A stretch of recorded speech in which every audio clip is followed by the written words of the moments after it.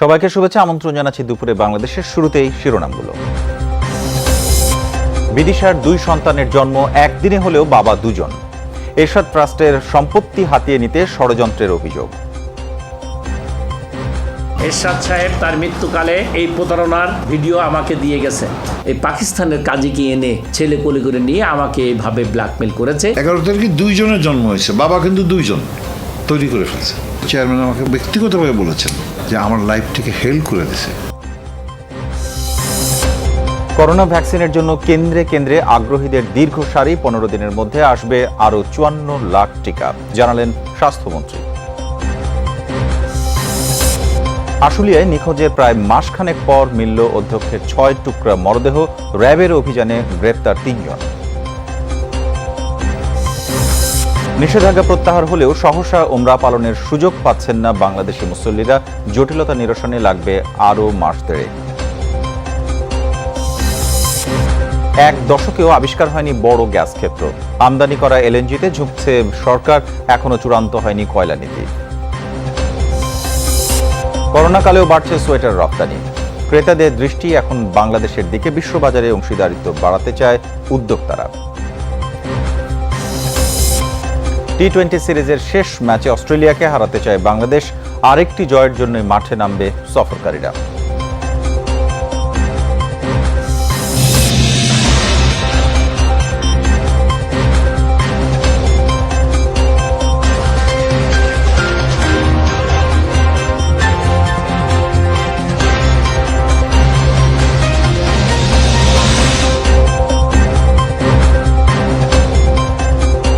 জানাচ্ছিলাম শিরোনামগুলো। এছাড়াও আরো খবর নিয়ে আজকে দুপুরে বাংলাদেশে আপনাদের সঙ্গে থাকছি আমি শামসুজ্জোহা।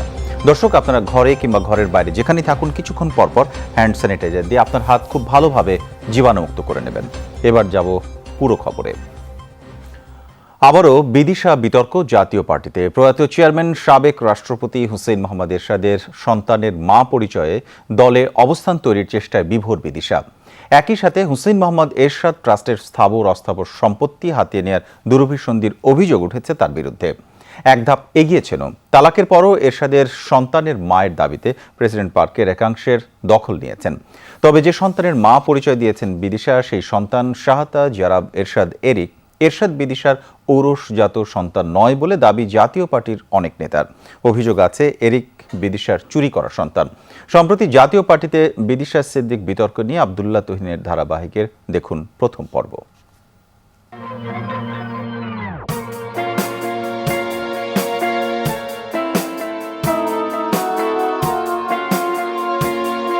লন্ডনে বিয়ের আসরে হাস্যোজ্জ্বল বিদিশা ও মরহুম প্রেসিডেন্ট হুসেইন মোহাম্মদ এরশাদ। ঘটনাটি 2000 সালের 27 মার্চের। মুসলিম রীতি অনুযায়ী বাসায় কাজী ডেকে রেজিস্ট্রির মাধ্যমে সম্পন্ন হয় বিয়ে। ওই অনুষ্ঠানেই বিদিশার কোলে ছিল সন্তান এরিক, পুরো নাম এরিক ওয়েন হুইসন। পাসপোর্টের তথ্য বলছে এরিকের বাবা পিটার স্টুয়ার্ট হুইসন, মা বিদিশা সিদ্দিক হুইসন। 2001 সালের 19 জুলাই বিদিশার পাসপোর্টে এরিককে সংযুক্ত করা হয়। জন্মদিন দেখানো হয় 11 মার্চ।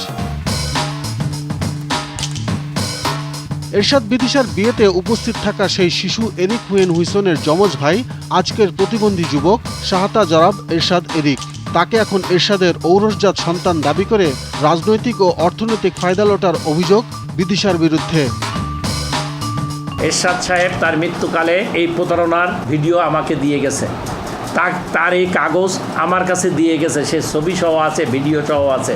যে সেই এই যে ভিডিও যে আমার সাথে ব্ল্যাকমেল করে ছেলে এনে এই পাকিস্তানের কাজীকে এনে আর পাকিস্তানের ফরম্যাট কাজী দিয়ে আমাকে এইভাবে প্রতারণা করে ছেলে কোলে করে নিয়ে আমাকে এইভাবে ব্ল্যাকমেল করেছে। তাহলে এরিকের আসল পরিচয় কি? এরিক কি বিদিশার আগের স্বামী পিটার স্টুয়ার্ট হুইসনের ঔরসজাত সন্তান? আর পাসপোর্টেই বা এরিকের পিতা হিসেবে কিভাবে যুক্ত হলো মরহুম রাষ্ট্রপতি এরশাদের নাম? নতুন করে এমন নানা প্রশ্ন ঘুরপাক খাচ্ছে জাতীয় পার্টিতে। 11 তারিখে বাংলাদেশে জন্ম, আর 11 তারিখে সিঙ্গাপুরে, 13 তারিখে উনি বাংলাদেশে আসছে। 11 তারিখে 2 জনের জন্ম হয়েছে, বাবা কিন্তু 2 জন তৈরি করে ফেলছে। চেয়ারম্যান আমাকে ব্যক্তিগতভাবে বলেছেন যে আমার লাইফটাকে হেল করে দিছে, আমার জীবনটাকে ধ্বংস করে দিছে। আমাকে একদিনের জন্য, যতদিন আমার সাথে ছিল, আমি একদিনের জন্য শান্তিতে ঘুমাতে পারিনি। দলীয় সূত্র বলছে 2001 সালের 13ই মার্চ সিঙ্গাপুর থেকে ঢাকায় ফিরেন বিদিশা। বিমানবন্দরে তার কোলে ছিল শিশু সন্তান। এরশাদকে প্রতারণার ফাঁদে ফেলতে শিশুটিকে নিয়ে গুলশানের এরশাদের ভাড়া বাসায় গিয়ে ওঠেন তিনি। প্রচার করা হয় সিঙ্গাপুরের সন্তান জন্মের কথা। তবে একটি পাসপোর্টের তথ্য অনুযায়ী ছেলের জন্ম 2001 সালের 11ই মার্চ। অথচ দুদিনের ব্যবধানে 13 মার্চ সিঙ্গাপুর থেকে ঢাকায় আসার পাসপোর্টে কোনো সন্তানের কথা উল্লেখ ছিল না। এরশাদ সাহেব তখন কারাগারে। এরশাদ সাহেব কারাগার থেকে বেরোলো, বের হলে ওর সাথে বসলো, বসে বলল, হ্যাঁ ছেলে তোমার। এরশাদ সাহেব এক পরিস্থিতি বলল যে না, তুমি যদি সিঙ্গাপুর থেকে এসেই থাকো, তো ছেলে যদি এনেই থাকো সিঙ্গাপুর থেকে, তো আমাকে পাসপোর্টে দেখাও। তোমার 11 তারিখে ছেলে হয়েছে, তুমি 13 তারিখে বাংলাদেশে আসছো, তাহলে 11 তারিখে তোমার এয়ারপোর্টে ছেলে ইন্ডুস থাকবে তোমার পাসপোর্টে। এটি এমন কোনো মোয়া না যে আমি আরিসে ঘাট পার হইলাম আর মোয়ার দোকান খুলে দিলাম, এমন কোনো মোয়ার দোকান না। আর এমন কোনো ইতিহাসে কোনো জায়গায় নাই যে মা বা সিঙ্গাপুরে আর বাচ্চা হয়েছে বাংলাদেশে।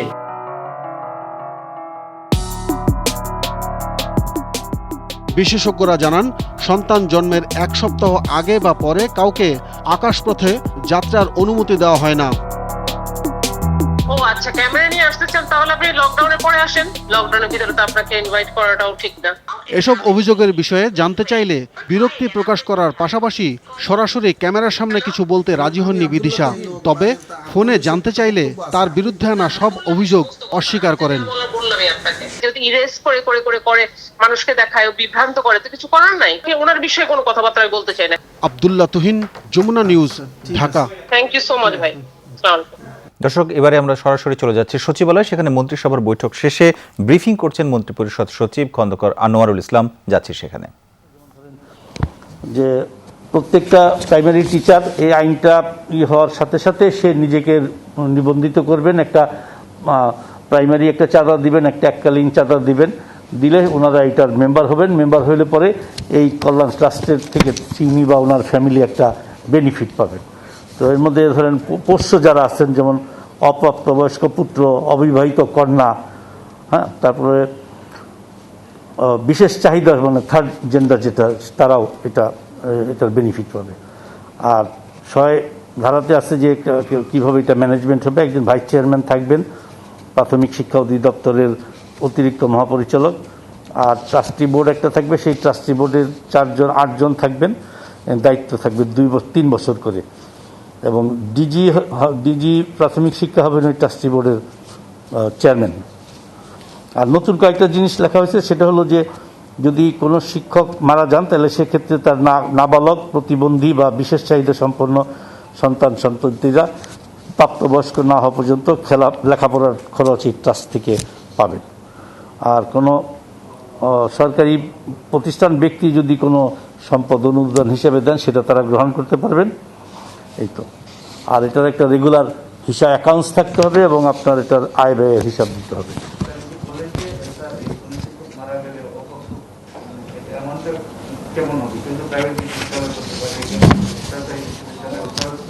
ওইটা বিধি যখন হবে, বিধি দিয়ে আপনার এটা ই করে দিবে, কত টাকা কাকে কী কীভাবে দিবে সেটা। আমাদেরও তো ধরেন সরকারি কর্মচারী কল্যাণ ফান্ড আছে, সেখানের সাথে ওগুলোর সাথে সামঞ্জস্য করে, বা ওই সেকেন্ডারি স্কুলের যে শিক্ষকদের যে কল্যাণ ফান্ড আছে, এগুলো দেখে তারা বিধিতে ওইভাবে তারা ইনক্লুড করে নেবে। দর্শক, আমরা সরাসরি দেখছিলাম মন্ত্রিপরিষদ সচিব খন্দকার আনোয়ারুল ইসলামের সংবাদ ব্রিফিং। গণটিকা কর্মসূচির 3য় দিনেও নানা অব্যবস্থাপনা, বিশৃঙ্খলার অভিযোগ। রাজধানীর টিকাদান কেন্দ্রগুলোতে ভোর থেকে দেখা গেছে আগ্রহী মানুষের দীর্ঘ লাইন। প্রচুর মানুষের সমাগমে সব কেন্দ্রেই কমবেশি উপেক্ষিত স্বাস্থ্যবিধি। প্রতি কেন্দ্রে 350 টিকা দেওয়ার কথা থাকলেও কয়েক গুণ বেশি মানুষ জড়ো হন সেখানে। আগ্রহীদের ব্যাপক চাপ সামাল দিতে হিমশিম অবস্থা কর্তৃপক্ষের। অনেক কেন্দ্রে টিকাদান শুরু হতেও দেরি হয়। কোথাও কোথাও SMS ছাড়া ভ্যাকসিন না দেওয়ার অভিযোগও আছে। রেজিস্ট্রেশন করে টিকা নিতে আসা অনেকেই এমন অব্যবস্থাপনায় ক্ষোভ প্রকাশ করেন। টিকা দেওয়ার ক্ষেত্রে বয়স্করা অগ্রাধিকার পাবে বলে জানিয়েছে কর্তৃপক্ষ। খারাপ তো লাগবে, বুড়া মানুষ, তাদের জন্য বসার জন্য একটু ব্যবস্থা করলে সবচেয়ে ভালো হয়েছে। নিউজে দেখলাম যে তারা বলছিল যে বয়স্ক এবং মহিলাদের জন্য অগ্রাধিকার ভিত্তিতে দেবে। এখন তো আমরা জেনারেল লাইনে দাঁড়াই আছি। বয়স্ক মানুষের যদি আগে একটু দিতে হতো ভালো হইতো, আগে শুরু করলে একটা সুবিধা হতো সবার জন্য। এভাবে লাইন দেওয়া তো করোনার সংক্রমণ আরো বেড়ে যাওয়ার চান্সেসই বেশি। আমরা তো সকাল থেকে দাঁড়ানো আছি, গতকালকেও দাঁড়াই গেছি, পাই নাই, আজকে আবার আসলাম, এখন তো কি হয় আল্লাহ জানে। দর্শক, সারা দেশে গণটিকাদান কর্মসূচির খবর জানবো। আমরা যাচ্ছি রাজশাহীতে সহকর্মী মদুদ রানার কাছে এই মুহূর্তে। মদুদ রানা, আপনার কাছে জানতে চাই, টিকা কার্যক্রম তো আগ্রহ মানুষের ব্যাপক, অনেক জায়গায় দীর্ঘ লাইন হচ্ছে, তো ঠিক রাজশাহীর অবস্থাটা কি এখন, কেমন?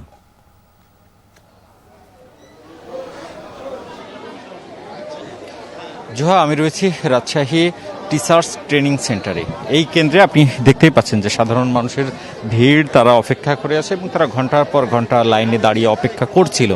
কিছুক্ষণ আগে পুলিশের পক্ষ থেকে এখানে বলা হলো যে যারা দাঁড়িয়ে আছেন তারা টিকা পাবেন না, তারা চলে যান। আমরা অন্তত শত শত মানুষকে দেখেছি যে ঘন্টার পর ঘন্টা অপেক্ষা করার পরও তারা টিকা না পেয়ে এখন বাড়ির পথ ধরেছে। এখনও অনেকেই আশায় বুক বেঁধে আছেন। তারা এখানকার যারা চিকিৎসা কর্মী রয়েছে, এখানকার স্বাস্থ্যকর্মী রয়েছে, টিকাকর্মী রয়েছে, তাদের সাথে কথা বলছেন। তারা তাদেরকে বোঝানোর চেষ্টা করছেন যে তাদের টিকাটি প্রয়োজন, তারা অনেকক্ষণ ধরে অপেক্ষা করছিলেন। এখানকার যারা টিকার দায়িত্বে রয়েছেন তারা আমাদেরকে যেটি বলেছেন যে তারা সকালে প্রথম ডোজের জন্য 3000 টিকা নিয়ে এসেছিল, সেটি 12টার সময় শেষ হয়ে যায়। এরপর অতিরিক্ত আরও 1000 ডোজ টিকা তারা নিয়ে আসেন, সেটিও শেষ হয়ে গেছে। এবং দ্বিতীয় ডোজের জন্য তারা 1500 টিকা নিয়ে এসেছিল সকালে, সেটিও শেষ হয়ে গেছে। তারা যেটি বলছেন যে দ্বিতীয় ডোজের জন্য তারা সিনোফার্মার টিকা দিয়েছেন এবং কোভিশিল্ড টিকা দিয়েছেন, প্রথম ডোজের জন্য মডার্নার টিকা দিয়েছেন। যেহেতু সাধারণ মানুষের অনেক ভিড় ছিল এবং সাধারণ মানুষের যে আগ্রহ ছিল সেই অনুপাতে এখানে টিকা কম থাকার কারণে আজকে আর টিকা দেওয়া সম্ভব হচ্ছে না। আপনাকে জানিয়ে রাখি যে রাজশাহীতে গণটিকার কার্যক্রম হিসেবে 2 দিনে 1,25,000 টিকা দিয়েছে সিটি কর্পোরেশন এবং 47,000 টিকা দেওয়া হয়েছে উপজেলা পর্যায়ে। স্বাস্থ্য বিভাগ বলছেন যে এখন পর্যন্ত তাদের যে টিকার মজুদ রয়েছে, তাদের যে নিয়মিত কার্যক্রম সেটিও চালাতে পারবেন কিনা তারা সন্দিহান। জোহা, বুঝতে পারছি এক ধরনের বিশৃঙ্খলা আছে সেখানে। আপনাকে ধন্যবাদ মদুদ রানা আমাদের সাথে এখন যোগ দেওয়ার জন্য। নির্বাচনী উৎসবের মতোই লাইনে দাঁড়িয়ে করোনার টিকা নিয়েছে বলে জানিয়েছেন স্বাস্থ্যমন্ত্রী জাহিদ মালেক। দেশের সব জায়গায় সুষ্ঠুভাবে টিকা কার্যক্রম চলছে বলেও জানান মন্ত্রী। দুপুরে সচিবালয়ে সাংবাদিকদের সাথে এসব কথা বলেন স্বাস্থ্যমন্ত্রী জাহিদ মালেক। তিনি বলেন, টিকার প্রতি মানুষের অনীহা কেটে গেছে, তাই টিকা নিতে কেন্দ্রে কেন্দ্রে মানুষের ভিড়। বলেন, আগামী 15 আগস্টের মধ্যে কোভ্যাক্স এবং চীন থেকে 54 লাখ টিকা আসবে, এতে টিকার ঘাটতি থাকবে না বলে জানান তিনি। এছাড়াও চীনের সাথে আলোচনা করে আরও 6 কোটি ভ্যাকসিন কেনার জন্য চুক্তির পর্যায়ে আছে বলেও জানান স্বাস্থ্যমন্ত্রী। আগামী 9-10 তারিখ থেকে নিয়ে 15 তারিখের মধ্যে আমাদের কোভ্যাক্স থেকে আরও 34 লক্ষ ভ্যাকসিন পৌঁছাবে এবং চায়না থেকে আমাদের ক্রয়কৃত 10 লক্ষ ভ্যাকসিন পৌঁছাবে এবং আরও 10 লক্ষ ওনারা চায়না থেকে আমাদেরকে উপহার হিসেবে দেবে। গেল 24 ঘন্টায় বিভিন্ন জেলায় করোনা এবং উপসর্গে মারা গেছে 1.5 শতাধিক। এর মধ্যে খুলনা বিভাগে মারা গেছে সর্বোচ্চ 24 জন, রংপুর বিভাগে 19, সিলেট বিভাগ এবং ময়মনসিংহ মেডিকেলে মারা গেছেন 17 জন করে। কুমিল্লায় 16 জনের মৃত্যু হয়েছে। এছাড়াও বরিশাল শেরেবাংলা মেডিকেল এবং কুষ্টিয়া করোনা ডেডিকেটেড হাসপাতালে মারা গেছে 15 জন করে। রাজশাহী মেডিকেল কলেজ হাসপাতালে প্রাণ হারিয়েছেন 11 জন। মৃতদের মধ্যে রাজশাহী 5, নাটোর এবং পাবনায় 2 জন করে, চাঁপাইনবাবগঞ্জ এবং নওগাঁয় 1 জন করে মারা গেছেন। শনাক্তের হার 18.56%। এদিকে চট্টগ্রামে 13, বগুড়ায় 10, খুলনা বিশেষায়িত হাসপাতালে 4, টাঙ্গাইল এবং পটুয়াখালীতে 2 জন করে প্রাণ হারিয়েছেন। নিখোঁজে প্রায় মাসখানেক পর আশুলিয়ায় উদ্ধার হলো এক কলেজ অধ্যক্ষের 6 টুকরা মরদেহ। গ্রেপ্তার করা হয়েছে 3 জনকে। নিহতের স্বজনরা জানান, 13 জুলাই আশুলিয়ার ব্যারন এলাকা থেকে নিখোঁজ হন সাভার রেসিডেন্সিয়াল স্কুল অ্যান্ড কলেজের অধ্যক্ষ মিন্টু চন্দ্র বর্মন। এরপর পরিবারের সদস্যরা অনেক খোঁজাখুঁজি করেন, তবে সন্ধান পাননি। বন্ধ ছিল মোবাইল ফোনও। পরে অধ্যক্ষ মিন্টুর ছোট ভাই দীপক চন্দ্র বর্মন আশুলিয়া থানায় একটি সাধারণ ডায়েরি করেন। অভিযোগ জানানো হয় র্যাবের কাছেও। র্যাব তদন্তে নেমে জানতে পারে মিন্টু বর্মনকে 6 টুকরা করে হত্যা করা হয়েছে। সংশ্লিষ্ট থাকার অভিযোগে 3 জনকে গ্রেপ্তারও করা হয়। অভিযুক্তরা জানান, মরদেহ 6 টুকরা করার পর আলাদা 6টি স্থানে তা ফেলে দেওয়া হয়।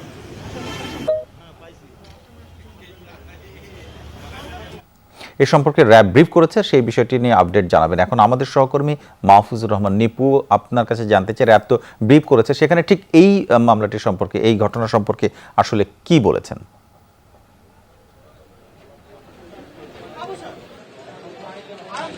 কিছুক্ষণ আগে কিন্তু র্যাবের পক্ষ থেকে একটি প্রেস ব্রিফিং করা হয়েছে। সেখানে র্যাব থেকে আমাদেরকে যেটি জানিয়েছেন যে স্থানটিতে অর্থাৎ সাভার রেসিডেন্সিয়াল স্কুল অ্যান্ড কলেজের মাঠের আঙ্গিনা থেকে কিন্তু অধ্যক্ষের যে 6 টুকরো করার কথা বলা হয়েছে, সেখান থেকে কিন্তু 5 টুকরো অর্থাৎ মাথা ছাড়া আর 5 টুকরোই কিন্তু উদ্ধার করেছে র্যাব। র্যাবের পক্ষ থেকে কিছুক্ষণ আগে যেটি জানানো হয়েছে যে অত্যন্ত দক্ষতার সঙ্গেই মিন্টু মণ্ডল তিনি কিন্তু দায়িত্ব পালন করে আসছিলেন এবং স্কুলের যে নানাবিধ দ্বন্দ্বের কারণে এবং মালিকানা তারা বলছেন যে এই কারণেই তাকে কৌশলে তাকে হত্যা করা হয়েছে এবং এই পরিকল্পনাটি কিন্তু তাদের সুপরিকল্পিত এবং বলছে যে বাকি যে মাথার অংশটুকু পাওয়া যাচ্ছে না সেটি আসামিরা স্বীকারোক্তিমূলক বলেছেন যে সেটি রাজধানীর একটি খালে সেটি ফেলেছেন এবং সেটি উদ্ধারের জন্য কিন্তু র্যাব ইতিমধ্যে কাজ করছে বলে গণমাধ্যম কর্মীদেরকে জানিয়েছেন। সেটি বিষয় নিয়ে তবে র্যাবের পক্ষ থেকে আরো যেটি জানিয়েছেন যে যারা এই হত্যাকাণ্ডটি ঘটিয়েছেন তারা কিন্তু নৃশংসভাবে এই হত্যাকাণ্ডটি ঘটিয়েছেন, কারণ হত্যাকাণ্ডের পর যেটি চাপা দেওয়ার জন্য তারা কিন্তু বালু এবং সিমেন্ট এনে রেখেছিলেন যাতে করে সেটি ডালাই দিয়ে রাখা হয়। তো শেষ পর্যন্ত কিন্তু র্যাবের হাতে ধরা পড়তেই হলো আসামিদের। অনেক ধন্যবাদ মাহফুজুর রহমান নিপু এখন যোগ দেওয়ার জন্য আমাদের সাথে। নরসিংদীতে টিকা দেওয়ার কথা বলে শরীরে পেট্রোল ঢেলে আগুন ধরিয়ে দেওয়া নারী পারভিন আক্তার মারা গেছেন। সকালে শেখ হাসিনা জাতীয় বার্ন এবং প্লাস্টিক সার্জারি ইনস্টিটিউটে চিকিৎসারত অবস্থায় মারা যান তিনি। চিকিৎসকরা জানান পারভিনের দেহের 80% অংশই ঝলসে গিয়েছিল। এদিকে এই ঘটনায় গ্রেপ্তার আসামি আলী হোসেন সহ আরেকজনকে 10 দিনের রিমান্ড চেয়ে আদালতে তোলা হয়েছে। রোববার টিকা দেওয়ার কথা বলে পারভিনকে বাড়ি থেকে ডেকে নেন তার প্রাক্তন স্বামীর বোন। ফেরার পথে নির্জন একটি এলাকায় দেবর আলী হোসেন তাকে সিএনজি অটোরিকশায় বেঁধে ফেলে। পরে পেট্রোল ঢেলে আগুন ধরিয়ে দেওয়া হয় পারভিনের শরীরে। চিৎকারে স্থানীয়রা উদ্ধারের পর উপজেলা স্বাস্থ্য কমপ্লেক্সে নেওয়া হয়। এরপর উন্নত চিকিৎসার জন্য আনা হয় শেখ হাসিনা বার্ন ইনস্টিটিউটে। 2000 সালে গোপালগঞ্জের কোটালীপাড়ায় প্রধানমন্ত্রীকে হত্যা চেষ্টা মামলায় 10 জনকে বিচারিক আদালতের দেয়া মৃত্যুদণ্ড বহাল রেখে পূর্ণাঙ্গ অনুলিপি প্রকাশ করেছেন হাইকোর্ট। চলতি বছরের 17 ফেব্রুয়ারি রায় দেন বিচারপতি জাহাঙ্গীর হোসেন সেলিম এবং বিচারপতি মোহাম্মদ বদরুজ্জামানের ভার্চুয়াল হাইকোর্ট বেঞ্চ। আজ সোমবার সকালে সেই রায়ের পূর্ণাঙ্গ অনুলিপি প্রকাশ করেন হাইকোর্ট বিভাগ। এই মামলায় মৃত্যুদণ্ডপ্রাপ্তরা হলেন ওয়াসিম আক্তার ওরফে তারেক, রাশেদ ড্রাইভার ওরফে আবুল কালাম, ইউসুফ ওরফে মোসাহাব মোড়ল, শেখ ফরিদ ওরফে মৌলানা শওকত ওসমান, মৌলানা আবু বকর, হাফিজ মৌলানা ইয়াহিয়া, মুফতি শাহিনুর রহমান, মুফতি আব্দুল হাই এবং মৌলানা আব্দুর রৌফ। এছাড়াও মেহেদী হাসানকে বিচারিক আদালতে দেওয়া যাবজ্জীবন কারাদণ্ড এবং 14 বছরের দণ্ডিত আসামি আনিসুল ইসলামের দণ্ড বহাল রেখেছেন হাইকোর্ট। এছাড়াও 14 বছরের অপর দণ্ডিত আসামি সরওয়ার হোসেনকে খালাস দিয়েছেন উচ্চ আদালত। 11 আগস্ট ট্রেন ছাড়ার ঘোষণার পর আজ থেকে শুরু হয়েছে অগ্রিম টিকিট বিক্রি। সকাল থেকে অগ্রিম টিকিট ক্রয় করতে সাধারণ মানুষ আসছে কমলাপুর রেলওয়ে স্টেশনে। অনলাইনে টিকিট কাটতে বিড়ম্বনার অভিযোগ করেন টিকিট কাটতে আসা অনেকেই। জানান দীর্ঘক্ষণ চেষ্টার পরও টিকিট কাটতে না পেরে কাউন্টারে এসেছেন টিকিট নিতে। তবে কাউন্টারে এসে কোনো ভোগান্তি ছাড়াই টিকিট নিতে পেরে স্বস্তি প্রকাশ করেন টিকিট প্রত্যাশীরা। আজ 50% টিকিট অনলাইনে এবং বাকিটা কাউন্টার থেকে বিক্রি করছে কর্তৃপক্ষ। আজ 11, 12 এবং 13 আগস্ট এই 3 দিনের টিকিট বিক্রি হচ্ছে। স্টেশন মাস্টার রফিকুল ইসলাম জানান অনলাইনে একসাথে অনেক মানুষ চেষ্টা করায় জট লেগে গেছে, তবে কাউন্টারে এসে টিকিট পেতে সমস্যা হচ্ছে না বলে জানান তিনি। জানান কমলাপুর থেকে 11 আগস্ট 36টি ট্রেন দেশের বিভিন্ন অঞ্চলে ছেড়ে যাবে। এখানে এসে এখন দেখছি ভিড়টা অনেক কম, তো সেক্ষেত্রে টিকিট নেওয়াতে একটা সুবিধা হয়েছে। জানি না পরবর্তীতে কি হবে। 100% দেওয়াতে আমার মনে হয় সেটা ভালো হয়েছে। কাউন্টার তো খুলছে আজকে, ইন্টারনেটে মানে অনলাইনে চেষ্টা করে পাইনি, তো কাউন্টারে আসলাম। আমার তো টিকিটের জন্য আসছিলাম, টিকিট পাইছি আর কি, বেশি দূরে যাব। 11 তারিখ ট্রেন ছেড়ে যাবে আন্তনগর ট্রেন 24টা ঢাকার থেকে, এবং ওই কমিউটার ট্রেন 12টা। কঠোর লকডাউন শিথিলের পর বুধবার থেকে লঞ্চও চলাচল শুরু হবে। এই বিষয়ে আরো জানবো। সদরঘাট লঞ্চ টার্মিনালে এখন আছেন আমাদের সহকর্মী সাইফুদ্দিন রবিন। আপনি বলবেন সাইফুদ্দিন রবিন, যে বুধবার থেকে লঞ্চ চলাচল শুরু হবে, এই বিষয়ে আসলে প্রস্তুতিটা কেমন? অনেকদিন বন্ধ ছিল।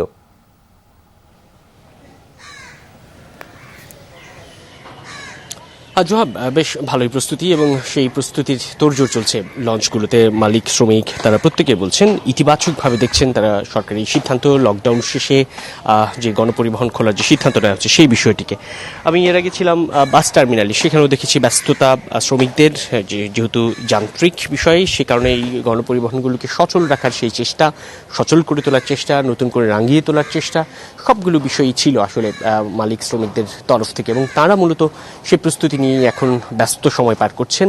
এবং যেহেতু বেশ কিছুদিন বন্ধ ছিল এই গণপরিবহন চলাচল, সে কারণে খানিকটা অস্বস্তিতেই ছিলেন এই শ্রমজীবী মানুষ, বিশেষ করে যারা শ্রমিক পর্যায়ে তারা। মালিকরা যদিও প্রতিদিন নির্দিষ্ট ভরণ পোষণের জন্য, খরপোশের জন্য কিছু টাকা দিতেন, কিন্তু সেটিও যথেষ্ট নয় বলে তারা বলছেন এবং সে কারণে বন্ধ থাকার পর চালু হওয়ার এই সিদ্ধান্তকে তারা সাধুবাদ জানিয়েছে। এবং একটা বিষয় উল্লেখ করতে হয়, যেহেতু শতভাগ যাত্রী নিয়ে পরিবহনের এই সিদ্ধান্ত, সেই বিষয়টি নিয়ে এখনও খানিকটা জটিলতার মধ্যে আছেন মালিক শ্রমিকরা। তারা সুনির্দিষ্ট করে বুঝতে পারছেন না, বলতেও পারছেন না যে আসলে কোন সিদ্ধান্ত মেনে তারা বুধবার থেকে পথে নামবেন। শতভাগ যাত্রী যে 60% ভাড়া বৃদ্ধি, সেই সিদ্ধান্ত বহাল রয়েছে কিনা, নাকি 50% যাত্রী নিয়ে পরিবহন চলবে, সেই বিষয়টি নিয়ে নেতৃবৃন্দের তরফ থেকে মালিক শ্রমিকরা একটা সুনির্দিষ্ট বার্তা পেতে চান এবং সেদিকে তাকিয়ে আছেন। এবং এর পরপরই এইসব পরিবহনের স্বাস্থ্যবিধি নিশ্চিত করার উপর জোর দিতে বলছেন জনস্বাস্থ্য বিশেষজ্ঞরা। কেননা এই গণপরিবহনে যদি শতভাগ যাত্রী নিয়ে চলাচল শুরু হয়ে যায়, তখন কিন্তু খানিকটা শঙ্কার মধ্যে বা সংকটের মধ্যে পড়তে হতে পারে, সেই শঙ্কাটা করছেন তারা। এই বিষয়গুলো তারা বলছেন। রবিন, আপনাকেও ধন্যবাদ আমাদের সাথে যোগ দেওয়ার জন্য। এখন নিষেধাজ্ঞা প্রত্যাহার হলেও খুব সহসায় উমরা পালনে সৌদি আরব যাওয়ার সুযোগ পাচ্ছেন না বাংলাদেশি মুসল্লিরা। এখনও দু দেশের এজেন্সি মালিকদের মধ্যে চুক্তি হয়নি, আছে সৌদি সরকারের নানা রকম বিধিনিষেধ। সংশ্লিষ্টরা বলছেন প্রক্রিয়াগত জটিলতায় আরও অন্তত মাস দেড়েক অপেক্ষা করতে হবে। তবে উমরা পালনে আগ্রহী মুসল্লিরা প্রতিদিনই যোগাযোগ করছেন বিভিন্ন এজেন্সির সঙ্গে। বিস্তারিত শরীফুল ইসলাম খানের রিপোর্টে। সৌদি সরকারের সিদ্ধান্ত অনুযায়ী উমরা পালনের জন্য সুযোগ উন্মুক্ত হচ্ছে 10 আগস্ট থেকে।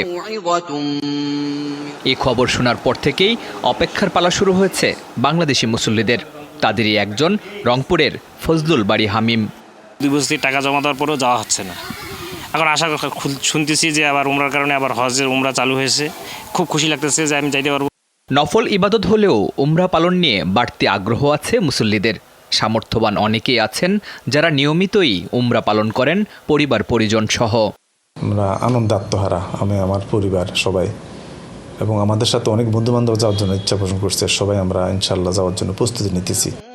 দেশে এখনও উমরা এজেন্সি নিয়োগ দেয়নি ধর্ম মন্ত্রণালয়, ফলে চুক্তি করতে পারছেন না এজেন্সি মালিকরা। আর চুক্তি না হওয়ায় উমরা ফিও নির্ধারণ করা যাচ্ছে না। সব মিলিয়ে আরও কিছুদিন অপেক্ষা করতে হবে মুসল্লিদের। যেহেতু উমরার কার্যক্রমটি প্রাইভেট সেক্টরে হয়ে থাকে, সঙ্গত কারণে বাংলাদেশের উমরা এজেন্সিগুলি সৌদি প্রাইভেট উমরা এজেন্সিগুলির সাথে চুক্তিবদ্ধ হতে হবে এবং 2 লক্ষ রিয়ালের ব্যাংক গ্যারান্টি প্রেরণ করতে হবে। তারপরে উমরার কার্যক্রমটি শুরু করা যাবে। এই প্রক্রিয়াগুলি সম্পন্ন করতে আমার ধারণা আরও কমপক্ষে 1 মাস সময় লাগবে। 1 মাসের আগে আরও বাংলাদেশ থেকে উমরা যাত্রী যাওয়ার সম্ভাবনা খুবই কম। উমরায় যারা যাবেন তারা প্রতিনিয়ত যোগাযোগ, অসংখ্য ফোন আমরা রিসিভ করি। যেহেতু সৌদির সাথে আমাদের এখনও কোনো চুক্তি হয় নাই বা রেট সম্পর্কে আমরা কিছু জানতে পারি নাই, সেই জন্য হাজির সাহেবদের এখন বলি যে আপনারা অপেক্ষা করেন, আমরা সব কিছু জানতে পারলে আপনাদেরকে জানাবো। প্রতি বছর গড়ে 2.5 লাখেরও বেশি বাংলাদেশি উমরা পালন করেন। 1.5 বছর বন্ধ থাকায় তৈরি হয়েছে বড় ধরনের জট। অতি মুনাফালোভী এজেন্সি নিয়ে কেউ কেউ শঙ্কা প্রকাশ করলেও হাব বলছে অনিয়ম হবে না। সৌদি আরবে নির্দিষ্ট করা যে ফিগুলি থাকে, এই ফির বাইরে সামান্য কিছু সার্ভিস চার্জ এজেন্সিগুলি নেবেন, এটাই হয়ে থাকে এবং এটাই সাধারণত এদেশের সব মানুষও এভাবে গিয়ে থাকেন। তারপরও কখনো উমরা ব্যবস্থাপনা যদি কোনো ব্যত্যয় অনিয়ম হয়, সেগুলি আমরা সবসময় দেখি এবং এর বিষয়ে আমরা ব্যবস্থা নিয়ে থাকি। এবার উমরা পালনের জন্য প্রত্যেক মুসল্লিকে পূর্ণ ডোজ টিকা নিতে হবে। সুযোগ পাবেন না 18 বছরের কম বয়সীরা। শরীফুল ইসলাম খান, যমুনা নিউজ, ঢাকা। জাতীয় জ্বালানি নিরাপত্তা দিবস আজ। 1975 সালের এই দিনে নামমাত্র মূল্যে বিদেশি কোম্পানির কাছ থেকে 5টি গ্যাস ক্ষেত্র কিনেছিলেন বঙ্গবন্ধু শেখ মুজিবুর রহমান। তার ফলেই এখন পর্যন্ত ত্বরান্বিত হয়েছে বাংলাদেশের উন্নয়ন অগ্রযাত্রা। যদিও বঙ্গবন্ধুর দেখানো পথে চলতে পারেনি দেশের জ্বালানি খাত। রিপোর্ট মাহফুজ মিশুর। সপরিবারে নিহত হওয়ার মাত্র 6 দিন আগের ঘটনা। শেল অয়েলের কাছ থেকে মাত্র 53 কোটি টাকায় তিতাস, বাখরাবাদ, হবিগঞ্জ, রশিদপুর ও কৈলাসটিলা এই 5 গ্যাস ক্ষেত্র কিনে নেন বঙ্গবন্ধু। সেগুলো থেকে প্রায় 4.5 লাখ কোটি টাকার গ্যাস উত্তোলন করেছে বাংলাদেশ। এখনও চাহিদার সিংহভাগই পূরণ করে চলেছে সেই ক্ষেত্রগুলো। প্রশ্ন হলো, গত 4.5 দশকে বঙ্গবন্ধুর দেখানো সেই পথে কতটা হাঁটতে পারল বাংলাদেশ? প্রায় 1600 থেকে 2700 MMC অফ গ্যাস কিন্তু বৃদ্ধি করছে আওয়ামী লীগ। আমরা নতুন রিগ কিনেছেন। স্বাধীনতার পরবর্তী সময় বঙ্গবন্ধু যে রিগ রেখে গেছিলেন, এরপরে আর কোনো সরকার এই রিগের ব্যবস্থা করে নাই। গত 1 দশকে আবিষ্কার হয়নি বড় কোনো গ্যাস ক্ষেত্র। এখন যে 10 ট্রিলিয়ন ঘনফুটের মতো মজুদ, তার অর্ধেকেরও বেশি বঙ্গবন্ধুর রাষ্ট্রায়ত্ত করা সেই 5 ক্ষেত্রেই। বিকল্প হিসেবে আমদানি করা এলএনজির দিকে ঝুঁকছে সরকার, ফলে বাড়ছে খরচ। জ্বালানি নিরাপত্তা কতটুকু রয়েছে বাংলাদেশের, সেটা অবশ্যই প্রশ্ন সাপেক্ষ ব্যাপার। আমদানিকৃত জ্বালানির উপর বিপুলভাবে ভর করা হচ্ছে এবং ভবিষ্যতে দেশের নিজস্ব জ্বালানির কন্ট্রিবিউশন যেটা মূলত গ্যাস, সেইটা উৎপাদন আস্তে আস্তে কমে যাচ্ছে। এখনও চূড়ান্ত হয়নি কয়লা নীতি। আবিষ্কৃত 5 খনির 4টিতেই শুরু হয়নি উৎপাদন। ভারত ও মিয়ানমারের সাথে সমুদ্রসীমা বিরোধ নিষ্পত্তি হলেও সেখানে শুরুই হয়নি তেল গ্যাস অনুসন্ধান। সমুদ্রবক্ষে বিশেষ কোনো অনুসন্ধান কাজ হয়নি এবং দেশের ভূখণ্ডেও এখনও অনেক জায়গায় অনুসন্ধান কাজ বাকি রয়েছে। এটা যথার্থভাবে যদি অনুসন্ধান কাজে লিপ্ত হওয়া যায়, তবে আমরা যেটা মনে করি সেটা হচ্ছে যে দেশে যথেষ্ট পরিমাণ গ্যাস এবং কয়লার উৎপাদন করা সম্ভব। এটা আমাদের 3 বছর আগে অ্যাকচুয়ালি 17 সালের এই প্রজেক্ট মাল্টি টান সার্ভে। এখন তো এরকম শাটডাউন চলতে গেলে আরও পিছিয়ে যাব। উইদাউট সার্ভে আমরা কোনো সিদ্ধান্ত নেওয়ার পক্ষে পারবো না। তখন আমরা ইনভেস্টরদের অ্যাট্রাক্ট করতে পারবো, আমরাও ইনভেস্টমেন্ট করতে পারবো। বাট এই জায়গায় নিজস্ব সম্পদ ব্যবহার করতে না পারলে 2030 সাল নাগাদ কেবল জ্বালানি আমদানিতেই খরচ হবে 25 থেকে 30 billion dollar. Mahfuz Mishu, Jamuna news, Dhaka. প্রতি বছরই দেশে বাড়ছে সোয়েটার রপ্তানির পরিমাণ। সদ্য বিদায় অর্থ বছরে 369 কোটি ডলারের সোয়েটার পণ্য রপ্তানি করেছে বাংলাদেশ। অত্যাধুনিক মেশিনারিজের কারণে দ্রুত সময়ে গুণে মানে উন্নত এই নিটওয়ার পণ্য প্রস্তুত করছে দেশীয় উদ্যোক্তারা। বিল্লাল হোসেনের ছবিতে সুশান্ত সিনহার রিপোর্ট। বুনন কৌশলের কারণে সোয়েটার আর 5টা রপ্তানিমুখী পোশাকের চেয়ে একটু আলাদা।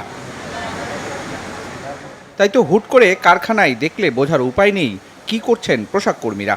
ওই লিঙ্কিং থেকে রিসিভ করে টিমিং সেকশন থেকে আপনার লাইট চেকে আসে, লাইট চেক করার পর আবার ম্যান্ডিংয়ে যায়, ম্যান্ডিং করার পরে আবার লাইট চেক করে যায় হচ্ছে ওয়াশে। গেল কয়েক বছরে বিশ্ববাজারে চাহিদা বেড়েছে বাংলাদেশি সোয়েটারের। ক্রেতাদের চাহিদা অনুযায়ী উন্নত মানের সোয়েটার তৈরিতে অত্যাধুনিক যন্ত্রপাতিতে বিনিয়োগ করেছেন উদ্যোক্তারা। এই মেশিনে একটা করে পার্ট হয়, 5টা পার্ট লাগে। 5টা পার্ট নামতে মিনিমাম 40 থেকে 45 মিনিটের ভিতরে 1 কেজি মাল কমপ্লিট হয়। লিঙ্কিং করে তারপরে যে আয়রন ওয়াশ সব কমপ্লিট করে প্যাকিং করা হয়। বিশ্ববাজারে আমাদের সোয়েটারের চাহিদা আছে প্রচুর। আমাদের ম্যাক্সিমাম অর্ডার ইউরোপিয়ান মার্কেটের জন্য, অ্যান্ড কি প্রায় 80 to 85% ইউরোপিয়ান মার্কেট অ্যান্ড 15% হলো আমেরিকান মার্কেটের জন্য কাজ করতেছি আমরা। সো আমাদের দেশে এবছর অর্ডার আছে প্রচুর। রপ্তানি উন্নয়ন ব্যুরো ইপিবির তথ্য মতে 2019-20 অর্থ বছরে মোট গার্মেন্টস রপ্তানির আয় ছিল 2,795 কোটি ডলার। এর মধ্যে সোয়েটার থেকে আয় হয় 319 কোটি ডলার। পরের অর্থ বছরে 50 কোটি ডলার বেড়ে সোয়েটার রপ্তানির পরিমাণ দাঁড়ায় 369 কোটি ডলারে। ডে বাই ডে ফ্যাশনেবল আইটেমগুলোর চাহিদা অনেক বেড়ে গেছে। তাদের চাহিদা মতোই আমরা এখন প্রোডাকশন, আগে আমরা পকেট সহ মেশিন ছিল না, এখন আপডেট মেশিন আমরা ইনস্টল করছি এবং এখানে রেগুলার আমরা আগের থেকে এফিসিয়েন্সি অনেক বেশি, যেহেতু এটা কম্পিউটারাইজড। শ্রমঘন শিল্প হওয়ায় অন্য পোশাকের তুলনায় সোয়েটারের রপ্তানি মূল্য তুলনামূলক বেশি বলেও জানান উদ্যোক্তারা। এই সোয়েটারটি তৈরি করার জন্য কমপক্ষে 20 থেকে 22 জন কর্মীর হাত ধরে আসতে হয় এবং সময় লাগে 4 থেকে 4.5 ঘন্টা। সোয়েটার উৎপাদকরা বলছেন বিশ্ববাজারে বাংলাদেশের সোয়েটারের চাহিদা বাড়ছে, কিন্তু চট্টগ্রাম বন্দর থেকে সময় মতো পণ্য খালাস সহ অন্যান্য জটিলতায় সময় মতো পণ্য ডেলিভারি করতে বেগ পেতে হচ্ছে তাদের। প্রশান্ত সিনহা, যমুনা নিউজ, ফতুল্লা, নারায়ণগঞ্জ। জানাবো বাংলাদেশ অস্ট্রেলিয়া সিরিজের খবর। 5 ম্যাচ টি20 সিরিজের শেষ ম্যাচে আজ মুখোমুখি হবে বাংলাদেশ এবং অস্ট্রেলিয়া। মিরপুর স্টেডিয়ামে ম্যাচ শুরু হবে সন্ধ্যে 6টায়। এর মধ্যে প্রথম 3 ম্যাচ জিতে সিরিজ জয় নিশ্চিত করেছে টাইগাররা, আর চতুর্থ ম্যাচ জিতে হোয়াইট ওয়াশ এড়িয়েছে অজিরা। তাই তো শেষ ম্যাচটা শুধুমাত্র বিশ্বকাপ প্রস্তুতির অংশই দু দলের কাছে, যদিও শেষ ম্যাচে জয়ের লক্ষ্যে মাঠে নামতে চায় অস্ট্রেলিয়া। উদ্বোধনী জুটিতে টাইগার একাদশে আসতে পারে পরিবর্তন। 4 ম্যাচে ব্যর্থ সৌম্য সরকারের জায়গায় দেখা যেতে পারে মোহাম্মদ মিঠুনকে। গ্রোয়েন ইনজুরির কারণে এই ম্যাচ নাও খেলতে পারেন সাকিব আল হাসান। 10 দিনের সফরে 7 দিনের ব্যবধানে 5 ম্যাচ খেলছে অস্ট্রেলিয়া। সিরিজ শেষে মঙ্গলবারই দেশে ফিরবে অজিরা। অস্ট্রেলিয়া সিরিজ শেষে টি20 ক্রিকেটাররা ছুটি পেলেও ক্যাম্প শুরু হবে ওয়ানডে আর টেস্ট দলের ক্রিকেটারদের নিয়ে। আর নিউজিল্যান্ড সিরিজের জন্য ক্রিকেটাররা আবারও বায়োবাবলে ফিরবেন 22শে আগস্ট। ছোট বিরতি হলেও ক্রিকেটারদের অবসর দূর করতে কাজে দিবে এই ছুটি, বিশ্বাস আকরাম খানের। এদিকে ব্যাটিং কোচ অ্যাশল প্রিন্সের সাথে দীর্ঘমেয়াদী চুক্তি করেছে বিসিবি। সেই ঢাকা লিগ থেকে চলছে ক্রিকেটারদের বায়োবাবল, এক প্রকার হোটেলেই বন্দি জীবন। তবে অস্ট্রেলিয়ার বিপক্ষে সিরিজ শেষে মঙ্গলবার থেকে ছুটি পাচ্ছেন সাকিব রিয়াদরা। 24শে আগস্ট আসবে নিউজিল্যান্ড। 5 ম্যাচের সেই সিরিজের আগে আপাতত হোটেল থেকে মুক্ত জীবন সাকিবদের। যারা আপনার টি20 স্কোয়াডে ছিল সবাইকে আমরা ছুটি দিয়ে দিচ্ছি। কোচরাও বিদেশে যেতে পারছে না, বাট ওরাও ফ্রি হয়ে যাবে। 11 তারিখ থেকে আপনার 14 তারিখ পর্যন্ত আমরা যারা আপনার ওয়ানডে এবং টেস্ট খেলে ওদেরকে আমরা অপশনাল প্র্যাকটিসের সুযোগ দিয়েছি। টি20 বিশ্বকাপকে সামনে রেখে আপাতত টি20 ম্যাচেই বেশি খেলছে টাইগাররা। স্থগিত হয়েছে ইংল্যান্ডের সাথে ওয়ানডেও, নেই টেস্ট ম্যাচও। তাই তো অলস সময় কাটাচ্ছেন মুমিনুল হকরা। সেই কথা বিবেচনা রেখেই বোর্ডের ভিন্ন পরিকল্পনা। 25-26 তারিখের দিকে ওরা চিটাগাংয়ে গিয়ে তখন কিন্তু আপনার এইচপি টিম অলরেডি সেখানে প্র্যাকটিস করছে, চিটাগাংয়ে করবে। আমরা ওখানে 3টা ওয়ানডে এবং 2টা 4 ডে ম্যাচ খেলবো। এর মধ্যে আপনার 22 তারিখে করোনা টেস্ট দিয়ে প্লেয়ার আপনার 24 তারিখে বায়োবলে চলে যাবে নিউজিল্যান্ডের সিরিজ খেলার জন্য। এদিকে টি20 বিশ্বকাপ পর্যন্ত চুক্তি করায় অখুশি ছিলেন ব্যাটিং কোচ অ্যাশওয়েল প্রিন্স। তাই তো লম্বা সময় অন্তত 1 বছরের জন্য চুক্তি করছে বিসিবি। থাকবেন নিউজিল্যান্ডের বিপক্ষে সিরিজেই। লম্বা সময়ের জন্য আমরা আলাপ আলোচনা করছি। তাহিদ আহমেদ, যমুনা স্পোর্টস, ঢাকা। মেসির ভালোবাসায় মজেছে প্রেমের শহর প্যারিস। সবকিছু ঠিকঠাক থাকলে আজকালকের মধ্যে মেসির পিএসজিতে যোগ দেবার আনুষ্ঠানিক ঘোষণা আসতে পারে, যেখানে আবারও মিলন হবে দুই বন্ধু মেসি নেইমারের। মেসির লাভ ইন প্যারিসের গল্প নিয়ে দেখুন ডেস্ক রিপোর্ট। কেউ বলে প্রেমের, আবার কেউ বলে ভালোবাসার শহর। বলছি ফ্রান্সের রাজধানী প্যারিসের কথা। আইফেল টাওয়ারের এই শহরটি পুরো বিশ্বই পরিচিত সিটি অফ লাভ নামে। সেই শহরের মানুষগুলো পেয়েছে নতুন এক প্রেমের ঠিকানা, যার নাম লিওনেল মেসি। LM10কে পিএসজির জার্সি গায়ে দেখতে মুখিয়ে প্যারিসের মানুষ। সবকিছু পরিকল্পনা অনুযায়ী এগুলে আইফেল টাওয়ারে এমন আড়ম্বর আয়োজনে বরণ করে নেওয়া হবে মেসিকে। গুঞ্জন আছে ইতিমধ্যেই বুকিং সেরে ফেলেছে পিএসজি কর্তৃপক্ষ। মেসি পিএসজিতে যোগ দিলে আবারও মিলন হবে পুরনো এক ভালোবাসার। দুই বন্ধু মেসি আর নেইমার আবারও খেলতে পারবেন কাঁধে কাঁধ মিলিয়ে। সেই সাথে দুই চিরশত্রুরও হবে নতুন বন্ধুত্ব।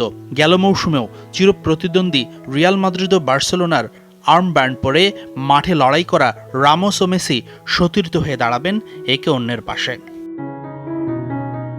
মেসি পিএসজিতে গেলে বিশ্ব পাবে ভয়ঙ্কর এক আক্রমণত্রয়ী, মেসি, এমবাপে আর নেইমার, যার ডাকনাম হতে পারে MMN।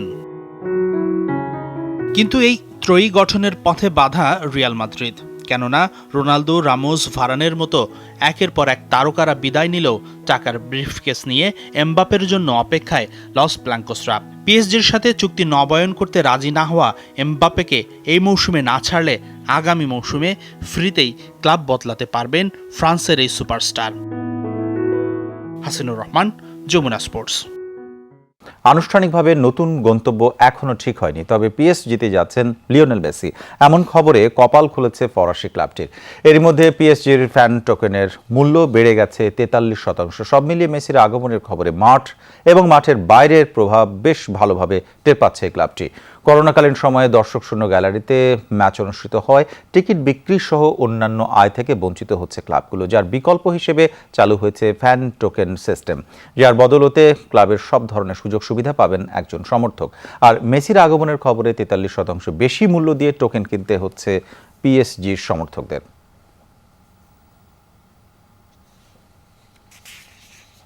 বার্সেলোনায় থাকতে চেয়ে লিওনেল মেসির আবেগের বহিঃপ্রকাশ কাঁদিয়েছে সারা বিশ্বকে। যে কোনো মূল্যে ক্লাবটিতে থাকতে অর্ধেক বেতনে চুক্তি নবায়নে রাজি হয়েছিলেন LM10।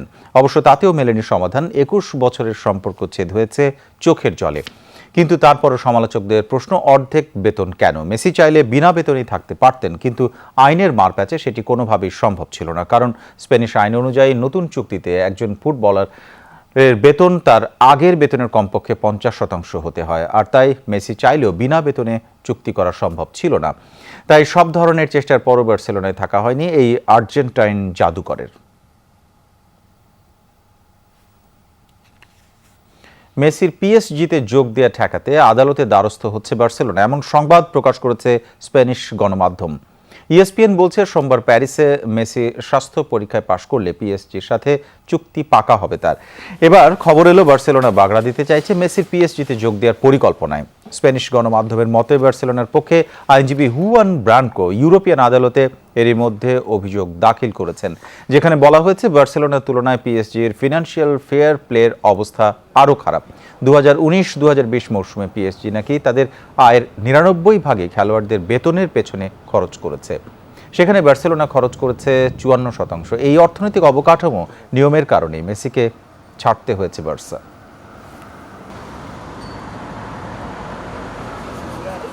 দর্শক, এই সঙ্গে দুপুরে বাংলাদেশের প্রথম ঘন্টা থেকে বিদায় নিচ্ছি। পরের ঘন্টার খবর নিয়ে ফিরবেন সহকর্মী টুম্পা হাসান। তবে যাবার আগে আরেকবার আপনাদের মনে করে দিতে চাই, আপনার ঘরে বাইরে যেখানেই থাকুন কিছুক্ষণ পরপর হ্যান্ড স্যানিটাইজার দিয়ে আপনার হাত খুব ভালোভাবে জীবাণুমুক্ত করে নেবেন। আমাদের সঙ্গেই থাকুন।